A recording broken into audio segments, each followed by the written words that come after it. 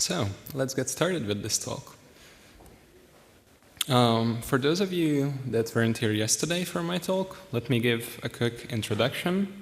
I'm the CTO at my own independent cybersecurity research company, Zero IT Lab. I'm also a member at Budapest University of Technology's Crisis Lab and our CTF team, Core Dump. Personally, I do a lot of reverse engineering work.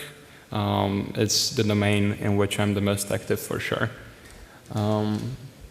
This is my title for the Describe Your Job Poorly contest.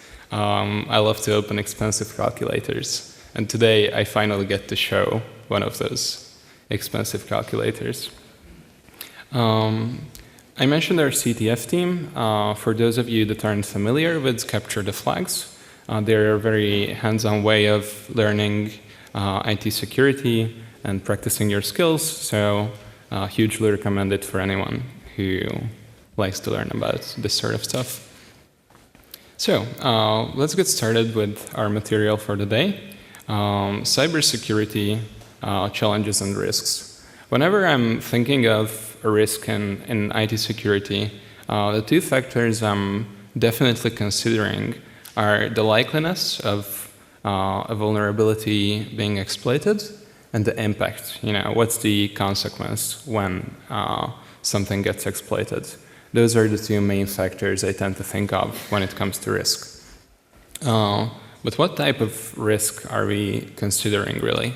I like to list these four categories of risk. So I'm sure they are mostly self-explanatory at this point.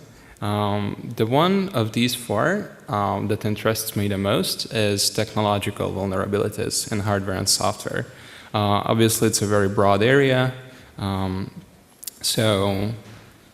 There's a lot of research and activity there. I think this one's the one with the most technical depth compared to the other three. So I'll talk a bit about how organizations and businesses can manage their risk in this fourth area, technological vulnerabilities. So whenever you're thinking of managing a risk, penetration testing is a practice that may come to your mind. It's pretty much an industry standard thing to do. I don't think I need to introduce this practice to any of you, right? But I don't think there's a lot of discussion around how you're supposed to do penetration testing and how you can actually do it correctly and get the most value out of your time and investment. So that's the first thing I want to talk to you a bit about today. So during my experience in the industry, I've often seen basically the fact that an organization just wants to get through an audit, basically take all the checkboxes, make sure no one's coming after them for not getting some auditing thing done, and they just want to get on with their business. So that's a type of non-security that I think is common. So it's very important to consider when you're thinking of penetration testing, is this something I really want, or is this just another checkbox on my list? So once you decide if you really need real-world hacking, you have a fair starting point for choosing your theme for the test and thinking about the other factors that go into that choice. So the obvious next question is, how do you choose a team for penetration testing, right? You might think, okay, I want someone who's really competent, who knows their craft, who is going to find the most vulnerabilities possible. Maybe you can look at their track record, right? But on the other hand, choosing a team is very often a compromise between price and competence. You can get a really good team for a high price. Not necessarily all teams that cost a lot of money are good. So you have to have a budget if you want to get a chance, a remote chance, at even getting someone competent. So, like I said, not everyone who charges a lot is good, but you're very unlikely to get someone who is good for, well, a really small amount of money. I mean, of course, this is relative in each case and specific to that system, but in any case, I think that's something you should keep in mind. Also, during my years in the industry, I've often had this conversation when someone would want you to find all the vulnerabilities possible in their system. And they would want you to do this with a 0% chance of creating denial of service in their system. And I have to tell you, this is the magical unicorn that doesn't exist. If you want a good test, shit might go down. That's how it works. So if you want good testing, make sure your environment is suitable for the conditions that are required for good testing. So I'm mentioning this because if someone, a penetration tester, comes in and promises you any of these things, you can already suspect that they're sort of bullshit. They cannot promise you any of these, so keep an eye on that. So let's say you eventually get a penetration testing team to look at one of your products or services, right? Make sure that they actually have what they need to work, right? So, like I said, these options of like not having an actual testing environment or saying that denial of service is a non-option, this is a very strong inhibitor for good testing. So if you actually decide to spend money on penetration testing, make sure you get good value out of it and provide the environment for the people to actually be able to do their work. And also, issues often come up during testing. Make sure to have competent people on hand who are able to assist the testers. If you don't do any of these, obviously, time's going to go by, you'll pay for the penetration testing, but you're burning your own money because you're not getting adequate value out of the testing. So, about the price. A good team, like I said, is always going to cost you.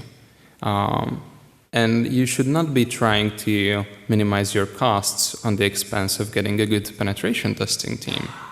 The way you make sure your testing is efficient is by getting the highest value out of a good team that's going to cost you money. So the very first step that I would recommend to anyone in terms of getting good value out of their penetration tests is make sure you choose the right team. And then, of course, each and every time I recommend this, from the other side of the table comes a response. How would I know who's the right team? Of course, people who are not that technical are the ones asking this question more often. But let me suggest a few ways in which you can try to tackle this question. But before we do that, I have to warn you of a very common bias, a cognitive bias that people who choose penetration testing teams may have, which is that in a lot of organizations, the person who's in charge of choosing a penetration testing team might be held accountable, not only for any issues that may come up during the incident, but also for any future issues that may come up after the test has been done. You know, why haven't the team found this specific issue or that issue? Like these sort of discussions is what I really mean. So there's this bias from the people who are choosing the penetration testers to pick someone who has brand recognition, usually a multinational corporation or advising company, or advisors, I mean, whose services are varying in quality. I mean, I don't mean that specifically for advisors, but in general, usually once you have a really big company, they move slow and they might not have that specific competence or that specific skill that would be needed to efficiently penetration test your specific product. So you might turn to certifications Well, you would think it's a good thing to choose someone who's certified, right? That's literally what certificates are for. But instead of that, let me suggest alternative options that you may have. Here's a few of them which are technical, and a few, one and a half, that's not technical. Obviously, not everyone who's going to choose a penetration testing team is going to be a very technical person. So for those of you that aren't that technical, go with the non-technical options. So option 1, go actually meet them. Meet the penetration testing team, and not the C-level executives who employ them, but the actual team. If you have a chance, if that's something possible, you should always do. Go meet the team, talk to them, see how good they are at their craft. It's a technical thing to do. Obviously, it's a technical assessment, but if that's something that you can do, you should definitely do. The second option I have for you is both technical and a bit non-technical, checking out their publications, blogs, Twitter, etc. It's slightly technical because if you have to judge their publications or blogs, which are often technical materials, you need some technical skills, but you can also look at their reputation, how they're interacting with other people in the industry. That's a much less technical thing. And here's an absolutely non-technical way. You can just check if they're competing in CTFs. If someone is in the top 100 or top 50 on CTF time, that's not necessarily like a sure indication of them being like excellent at penetration testing, but I think there's a very strong correlation. If they're good at solving CTF problems, they're very likely good at thinking outside the box, which means they are much more likely to be good penetration testers and find the issues that are hidden in your system. Back to certifications a bit. These are the ones I've been able to find in about 2 minutes. There's a lot of them, right? So are any of it worth your time? Are any of these good for choosing someone? The answer may surprise you. So, as a tester or a researcher, you can spend all the money in the world on these certificates, and obviously they cost your time and your effort. I'm personally not a fan of this practice. I have friends who have a lot of these certificates, and we often discuss their experience with acquiring these and getting through the challenge courses. And one of the examples I got from them is that they had to write shellcode for Windows Server 2002. Yet they were asking me, hey, how does the credentials structure work on Linux? Which, is a fair question, but I would want a well-known certificate to cover these materials. Why are the course materials so out of date in some cases? So the conclusion I'm trying to get to is at the end of the day, holding these certificates doesn't prove what you should be really looking for in a penetration tester. Any technical skill beyond what that specific certificate is covering is largely unknown to you. Just because someone has an OSCP or whatever, that doesn't tell you if they're curious, really, about the industry, if they've got any insight into information security as a whole, or if they have the willingness or capacity to adapt on the fly when something goes in an unexpected way during a test. And like I mentioned before, it also doesn't show if they're capable of thinking outside the box, which is a very crucial skill. So I'm not trying to say that anyone who has these certifications is not good at the things listed. I'm just saying that the certificate doesn't prove these things. There may be a correlation between the desired skills and having a certification, but correlation is not causation, and you should remember that. So, changing gears a bit, I want to talk about the public relations, both from the public's and an organizational perspective. One value that's sort of driving economy, not only in the Western world, is the concept of maximizing shareholder value. It's really important. There's even legal precedent under eBay versus Newman, where the law made it literal malfeasance for a company not to do everything it's legally able to maximize its profits. So this is going to be our core starting point for our next thoughts regarding the public relations and how disclosures happen. So, with this thought in mind, maximizing shareholder value, this pretty much means that if a company is not legally required to disclose a vulnerability to you, and they understand that disclosing something is going to have public backlash, right? People are going to be raged out about this vulnerability or that credential leak or whatever. This means that they know that their perception, maybe their stock, is at risk.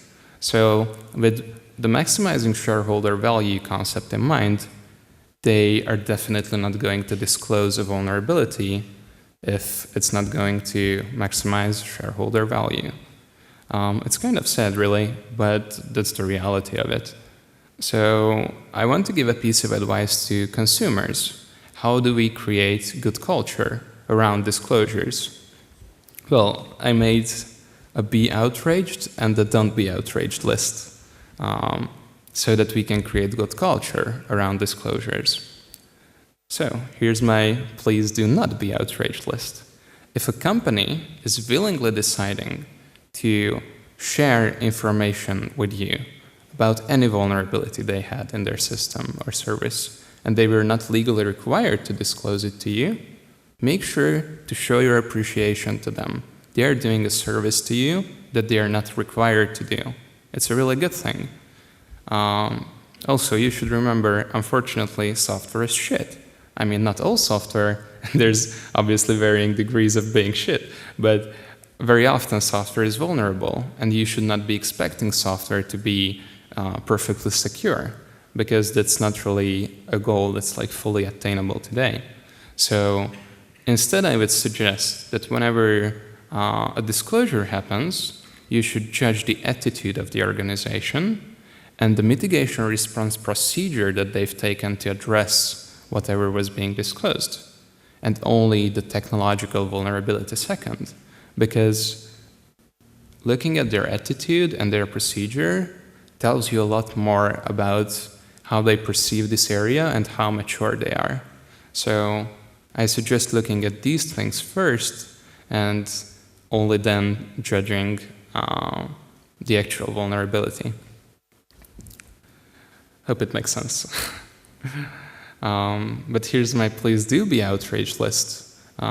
You could be asking, why does this make sense, right?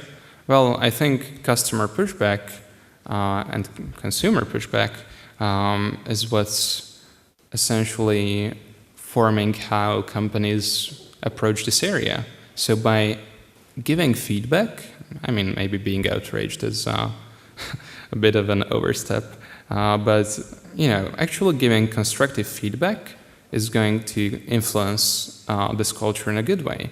So when a company refuses to be transparent and refuses to release information to you that concerns you, obviously, maybe if your credentials have been leaked or if their software was vulnerable in a major way, this is something that you would want to know about. If they refuse to tell you, make sure you make yourself heard and give them feedback about what's okay and what's not.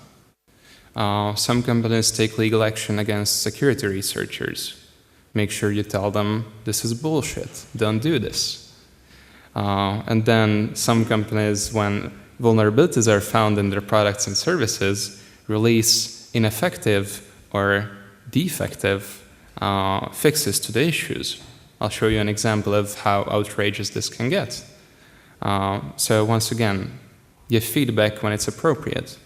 Some companies operate with very anti-competitive practices. The EEE stands for Embrace, Extend, Extinguish. If you haven't heard of this, look it up. Some companies are still doing this today. Vote with your wallet. Don't buy their shit.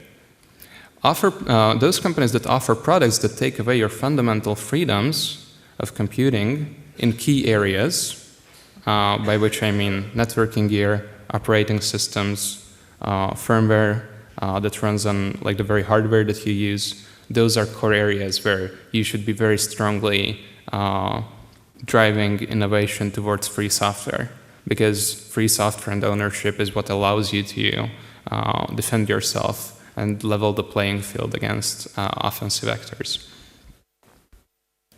Yeah, about bullshit fixes. Let me just show you this one. This was in one of Cisco's products. A researcher submitted an issue. Their proof of concept exploit used the well-known application curl, and their fix or firmware update contained this line of code in their Nginx configuration file. In case you're not familiar with this sort of syntax, the code means if the user agent is curl, meaning the curl application is being used to interact with this device, this would return an HTTP 403 instead of the site. So it literally just breaks the proof of concept and doesn't fix any of the issues that were revealed by the exploit. So I don't get how you can get to the level of being a company like Cisco and still afford to do this. This is not right. Make sure you make yourself heard. You should not accept this sort of behavior. Okay, once again, let me change gears a bit. Let's talk about bug bounties. I'm a bit conflicted on this. It certainly has its advantages and disadvantages. Let's look at both, right? So some companies basically try to minimize their costs.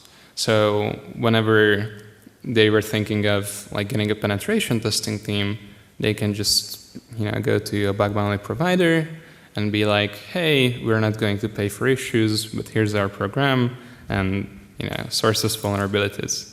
So, I mean, this is fortunately the exception rather than the rule. But as a researcher, doing bug bounties can be a scam. I'll elaborate. So what I mean is that if you're not smart about it, if you work for the wrong people, if you work for a program that doesn't pay what your vulnerabilities are worth, that's an issue. So don't work for people that don't appreciate your work, both with their response times, obviously the contents of their response, their attitude, and of course in the financial aspect as well. They have to pay good money for good vulnerabilities. Don't sell yourself short. But if you're smart about doing bug bounties, you can get a really good return on your investment. So my advice is that if you're looking to do bug bounties, make sure you're smart about it. Make sure you work for the right people. Otherwise, you don't get a good return. So this opening slide sounded a bit negative, but don't get me wrong. I love a fair number of things about bug bounties. They do tremendous good in the world. So let me tell you about a few of those tremendously good things. Obviously, you're directly sourcing vulnerability information to a vendor, meaning they'll fix the issue and users are not going to be impacted. It definitely provides a way of life or a source of income for freelancer researchers, which is something that fits some people's lifestyles. Having an option like this is surely welcome. It also paved the way for the decriminalization of security research. Obviously, 10 or 20 years ago, we did not have this bug bounty culture even in the West. So by actually creating these programs and accepting the vulnerability information, the bug bounty platforms definitely created good culture around responsible disclosure. Like I mentioned for the first point here, through bug bounties, a lot of bugs get fixed before they would impact you. So it's definitely good for consumers and their privacy and security. There's no doubt about that. And this slogan, "Together we hit harder," comes from one of the bug bounty platforms, HackerOne. Basically, the argument being the knowledge is being crowdsourced. Whoever is the most competent and most, well, they have the best craft in that specific area, is able to deliver value directly to the programs that are impacted by their research or their specific craft. So I really like this thought because it only takes one individual with a specific skill to bring gigantic value to a much larger crowd of people. So these are my positive thoughts about bug bounties. They're hugely positive in these areas. Let's look at this from an organizational perspective. When should you do bug bounties? Let's say you're the security manager for your organization. Maybe you're thinking, do we do bug bounties? When do we do them? How do we do them? So my advice to you would be, once your product or service is mature enough, maybe it has undergone at least one penetration test, you should always do bug bounties.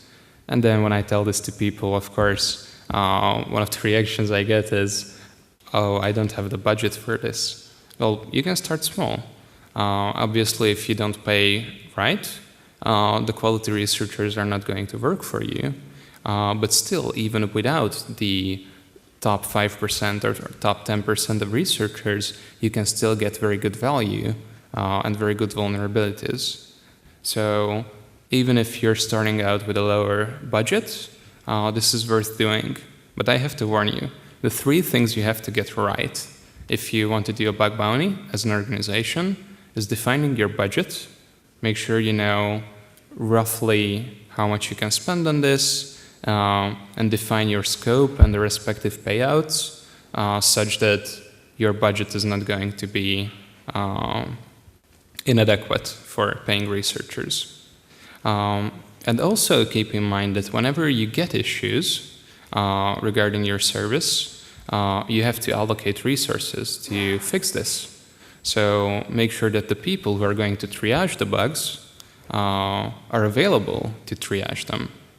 So if setting this up is not in your core competence, which is very rarely the case for an organization, get external help. Talk to researchers or companies like us, because we can help you to find the right options in these 3 areas. So this was roughly the main point I was trying to make for an organization. But also here's a warning. Hacker culture really is the immune system of the internet. Good hackers protect everyone. So respect the culture and contribute it by getting those 3 things right. And don't be one of those people. You can see the colors. This seems like a hidden message, right? This refers to telecom, the Hungarian telecom. Yes. Okay, make sure we get this right. So, let me tell you a hugely impactful story in my life about bug bounties. Hopefully I can give you some insights into how valuable bug bounty is when it's done right. So, Riot Games is a company founded in 2006, headquartered in West LA, and they are a video game production and publishing company with, I think in 2018, they had 24 offices around the globe, and they're best known for their hugely popular title, League of Legends. And just recently, they finally put the S in Riot Games by announcing a range of new titles, which I'm personally very excited about. As for player counts or their popularity, recent numbers are harder to come by, But during my short research, I was definitely able to find references saying they had over 100 million monthly active players on their platform in 2016. And they're one of the more transparent companies, which I definitely appreciate. They have a tech blog on which they released an article in 2016 titled Running a Bug Bounty Program. And they outlined 5 important points to how they want to do bug bounties. And if you look at them, this largely covers what I told you about how you should do bug bounties. Fight together and not with the researchers, obviously. Make sure the researchers are awarded and they feel like part of your team. After all, you're working for the same cause. Keep it simple and stupid so that they understand where your limits are. And value the researchers' time by paying them what their research is worth. That's how you build a world-class program that attracts the best people. And they know that too, which is great. So, let me talk to you a bit about how their product works. League of Legends is their main title, and it's powered by a piece of software called the League Client, also very often referred to as LCU, which stands for League Client Update, because it's their reworked client, whatever. This piece of software mainly works using 2 processes. One of them is a C++-based hosting engine that sort of hosts microservices in this backend process, and they're available through a RESTful API that is provided over HTTPS locally. And this C++-based backend process spawns a sort of front-end process titled UX, which is a Chromium-based browser, essentially. And this browser process is pointed at the backend process, and that RESTful API is what serves all the requests and does the fancy backend processing so they can focus on building the front end using HTML5 and JavaScript and the usual stuff. Both the back and the front-end process is powered by a plugin system, so every component that appears on your screen or that presents themselves as a microservice is an individual module or a plugin in their system. This is how their client looks like. This is a bunch of plugins working together. So you get a really put together, great looking experience with the added benefit and modularity of their plugin system. It's a good design, I think. This is how they visualize the sort of plugin system and their ecosystem. So they're saying there's a Riot data center which runs their platform code. They connect to that using a protocol called RTMP. And the RTMP client is actually the C++ microservice part in the backend process, and the backend plugins are what are essentially offering this piece of functionality to the front end via the RESTful API. One of the features that a lot of people were excited about, titled Clash, was a really interesting addition to League of Legends. Basically, they wanted the players to feel like professional players in the sense that they've tried creating aspects of professional play into the normal League of Legends experience that people could reach. So this was a very sought-after addition to their game. So it was a bit rushed out, and I'm going to show you a few vulnerabilities in this subsystem and how we leverage that for a hugely impactful exploit chain. So the first vulnerability was a traditional cross-site scripting in the client. So this was the dialogue that you got if you got invited to one of those Clash teams on League of Legends. One of the very first things we tested was what if we put HTML code there? And to our surprise, the image tag got rendered. This is the name of the team we made, just like a broken image tag, and it showed up in the remote client's dialog. So we knew we were onto something. But there are two issues we had to overcome. The first is that this toast dialog doesn't trigger JavaScript execution if you put a normal script tag there, because they're using the append_child JavaScript function internally, which doesn't pop JavaScript code execution in the script tags. The other issue we had is that the front end limited the length of the team name, so our payloads had to be relatively short. Luckily, we were able to overcome both issues. The local API endpoint that was provided by the C++ microservice did not limit the length. That was only a check on the front-end part. So using the local API endpoint, we could push a payload with arbitrary length. And we also figured out a way to pop JavaScript code execution from the element that's appended into the toast dialog.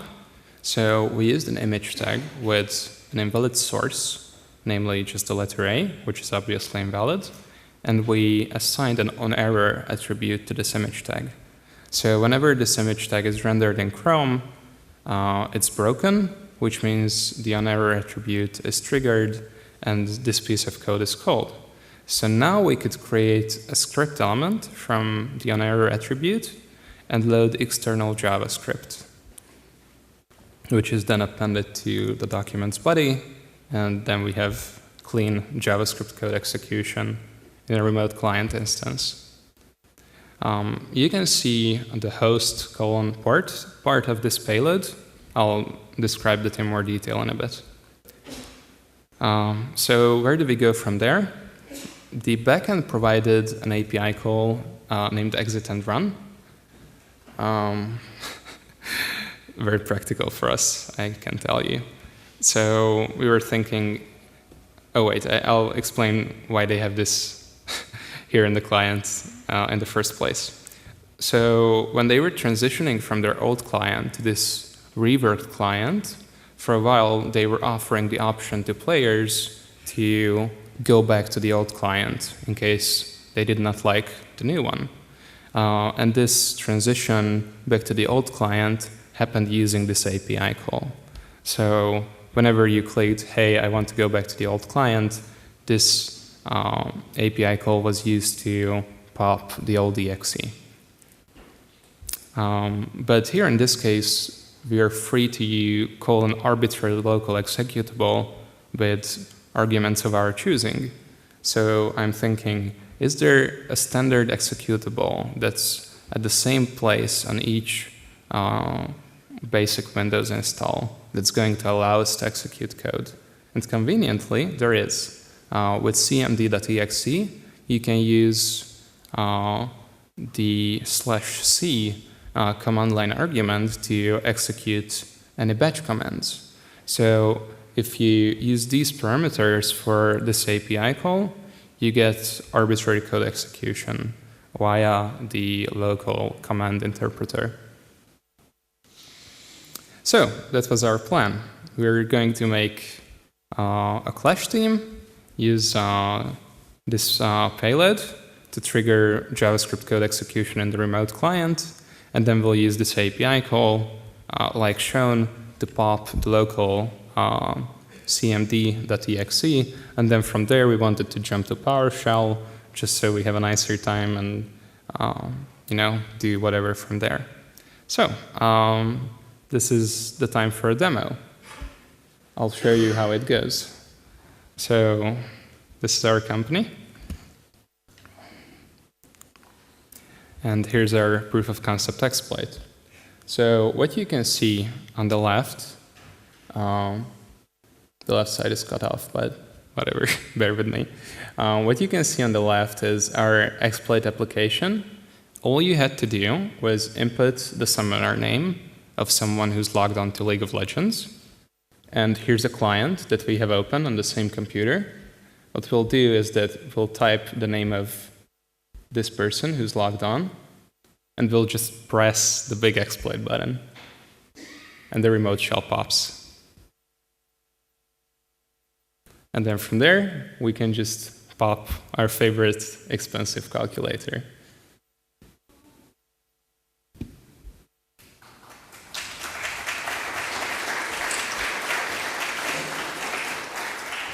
Thank you. So, just to recap, what did just happen, right? So, at first, I'm not sure if I'll be able to catch this live, but once you press the exploit button, this will send an invite to a Clash team. A dialog is going to show up here. Yeah, it's pretty quick. That dialog shows the broken image tag, which then triggers the onError attribute, that then calls our external JavaScript, which is included into their UX Chromium instance. Then it calls this function that's provided by the backend called exit and run, which is going to pop CMD with the argument of our choosing, which is then going to pop PowerShell, which is going to send a reverse shell to this application. Let me explain the host and port part of this payload. So we were thinking, how do we actually control where the reverse shell goes?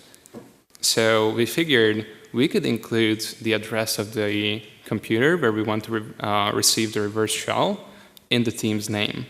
And the JavaScript code that's calling the exit and run API call takes this part of the URL where the JavaScript was loaded from and puts those parameters into our reverse shell code that's executed by the PowerShell interpreter.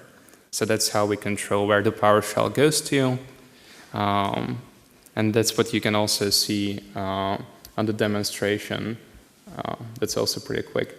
But a PowerShell instance also pops right here. That quick flash of a window, that was the PowerShell interpreter being executed by CMD.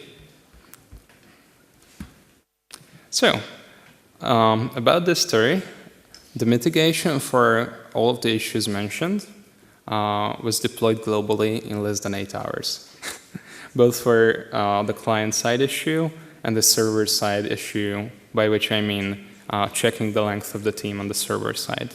So here's what I've just told you about judging companies. That comes in big time. Look at their procedure. Their procedure is on point. Even if the code is a bit silly, their procedure of handling this issue is very good.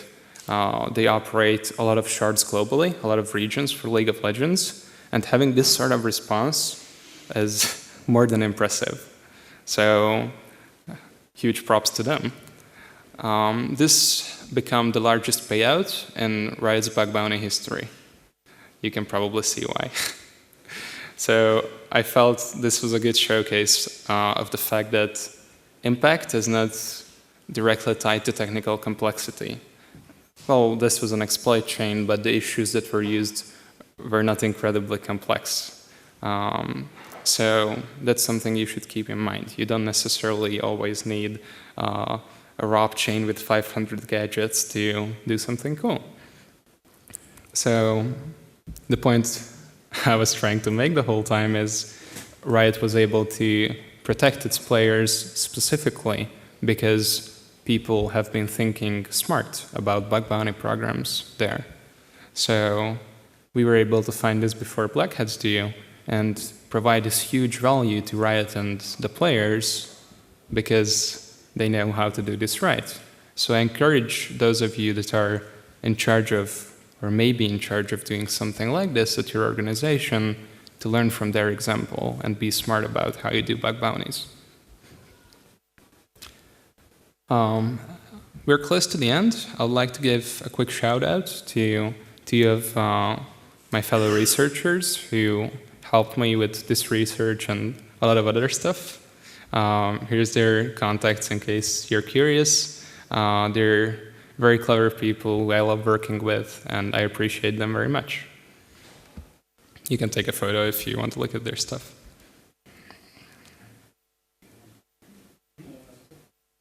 And last but not least, here are our contacts. On the left, you can see my Twitter. My DMs are open. Get in touch if you'd like to have a conversation. I'm very open in that regards. Here's our company. We provide a range of services, including consulting and penetration testing. If what you've seen today seems impressive, we can help you in other areas probably. And our CTF team, CoreDump, is also on Twitter. You can give us a follow and stay up to date on our CTF contests and results. I've also brought some merchandise stuff here to the venue, so be on the lookout for water bottles and webcam covers with our brand, Zero IT Lab. Thanks very much for listening.